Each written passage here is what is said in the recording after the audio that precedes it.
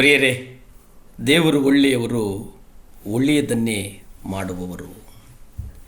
ಯೋಹಾನ ತನ್ನ ಮೊದಲನೇ ಪತ್ರ ಗಮನಿಸೋದಾದರೆ ಅಲ್ಲಿ ಸುವಾರ್ತೆಯಲ್ಲಿ ಇರ್ತಕ್ಕಂಥ ಸಂಗತಿಗಳ ಬಗ್ಗೆ ತಿಳಿಸ್ತಾನೆ.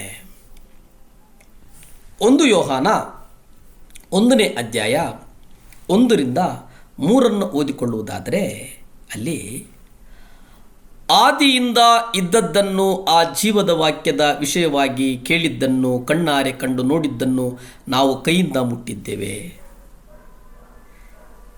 ನಮ್ಮ ಪೂರ್ವಿಕರ ಕಾಲದಿಂದ ಇದ್ದಂಥ ಆ ಜೀವವಾಕ್ಯ ಸತ್ಯವೇದದ ಆ ವಾಕ್ಯಗಳನ್ನು, ಕರ್ತನ ವಾಕ್ಯಗಳನ್ನು ನಾವು ಕಣ್ಣಾರೆ ಕಂಡು ನೋಡಿದ್ದನ್ನು ನಾವೇನು ಮಾಡಿದ್ದೇವೆ? ಕೈಯಿಂದ ಮುಟ್ಟಿದ್ದೇವೆ. ಆ ಜೀವವು ಪ್ರತ್ಯಕ್ಷವಾಯಿತು.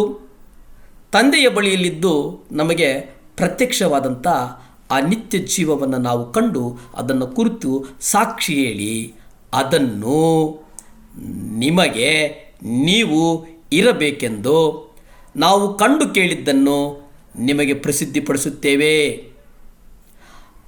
ಆ ಸಾಕ್ಷಿ ಏನಪ್ಪ ಅಂತಂದರೆ, ನಮಗಿರ್ತಕ್ಕಂಥ ಅನ್ಯೂನ್ಯತೆ ಏನಿದೆ, ನೀವು ಇರಬೇಕು, ನಾವು ಕಂಡು ಕೇಳಿದ್ದನ್ನು ಪ್ರಸಿದ್ಧಿಪಡಿಸ್ತೇವೆ. ನಿಜವಾಗಿಯೂ ನಮಗಿರ್ತಕ್ಕಂಥ ಅನ್ಯೂನ್ಯತೆಯು ತಂದೆಯ ಸಂಗಡ, ಆತನ ಮಗನ ಯೇಸು ಕ್ರಿಸ್ತನ ಸಂಗಡ ಇರುವಂಥದ್ದು. ಪ್ರಿಯರೇ, ಇಲ್ಲಿ ಗಮನಿಸಿ, ಇಲ್ಲಿ ಕೆಲವು ವಿಧ ವಿಧವಾದಂಥ ಸಭೆಗಳಲ್ಲಿ ಬೋಧಿಸುವಾಗಿ ಇಲ್ಲಿ ವಾಕ್ಯ ಇಲ್ಲ. ಇಲ್ಲಿ ಭಾಳ ಸ್ಪಷ್ಟವಾಗಿ ಹೇಳ್ತಾರೆ, ನಿಮಗೆ ನಾನು ಸಾಕ್ಷಿಯನ್ನು ಹೇಳ್ತೇನೆ. ಆ ಸಾಕ್ಷಿ ಏನಂತಂದರೆ, ಕಂಡದ್ದನ್ನು, ಕೇಳಿದ್ದನ್ನು, ಅದನ್ನು ನಾನು ಕೈಯಾರೆ ಮುಟ್ಟಿದ್ದೇನೆ, ಕಿವಿಯಾರೆ ಕೇಳಿದ್ದೇನೆ. ಆ ವಾಕ್ಯ ಓದುವಾಗ ಒಬ್ಬ ಸೇವಕರು ನೆನಪಾಗ್ತಾರೆ. ಆ ಸೇವಕರು ಬಹಳ ದೇವರೊಟ್ಟಿಗೆ ಪರಿಪೂರ್ಣವಾಗಿ ಆತನೊಟ್ಟಿಗೆ ನಡೀತಾರೆ. ಆ ಸೇವಕರು ಕರ್ತನೊಟ್ಟಿಗೆ ನಡೆಯುವಾಗ ಕರ್ತನು ಅವರೊಟ್ಟಿಗೆ ನಡೀತಾನೆ.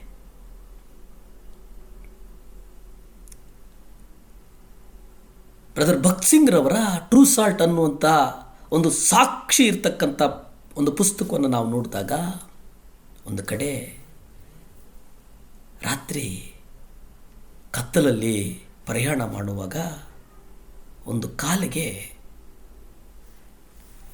ತಣ್ಣನೆ ಸ್ಪರ್ಶ ಆಗುವಂಥ ಒಂದು ಚರ್ಮ ಸಿಗ್ತದಂತೆ.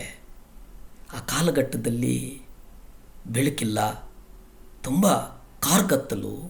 ಆದರೆ ಈ ಸೇವಕರು ಪ್ರಾರ್ಥನೆಯನ್ನು ಮಾಡಿಕೊಂಡು ಹೋಗುವಾಗ ಇವರು ಆ ಮೆತ್ತನೆ ಇದರಲ್ಲಿ ನಡ್ಕೊಂಡು ಹೋಗ್ತಾರೆ.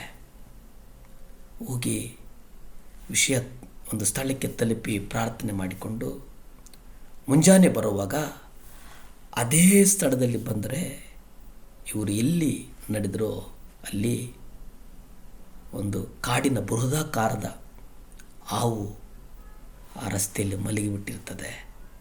ಅದರ ಮೇಲೆ ಇವರು ನಡೆದಿರ್ತಾರೆ.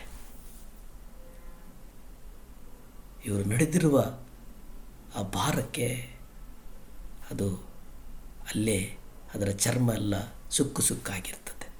ಅಂದರೆ ಎಷ್ಟು ಒಳ್ಳೆಯ ದೇವರಲ್ಲವಾ!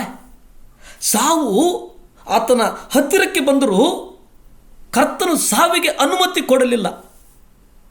ಇಂತಹ ಸಾವಿರಾರು ಸಾಕ್ಷಿಗಳು ಟ್ರೂ ಸಾಲ್ಟ್ ಅನ್ನುವಂತಹ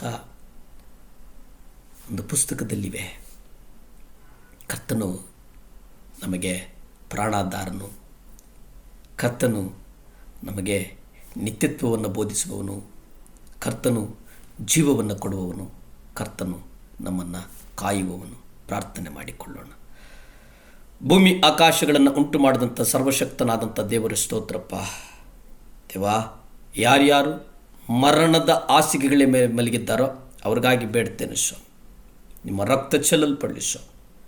ಯಾರ್ಯಾರು ಮರಣದ ಹತ್ತಿರಕ್ಕೆ ಹೋಗಿದ್ದಾರೆ, ಮರಣದ ಭಯ ಕಾಡ್ತಾ ಇದೆ, ಯೇಸುವಿನ ಅಧಿಕಾರದ ನಾಮದಲ್ಲಿ ಈಗಿಂದೀಗಲೇ ಭಯ ಬಿಟ್ಟು ಹೋಗಲಿ.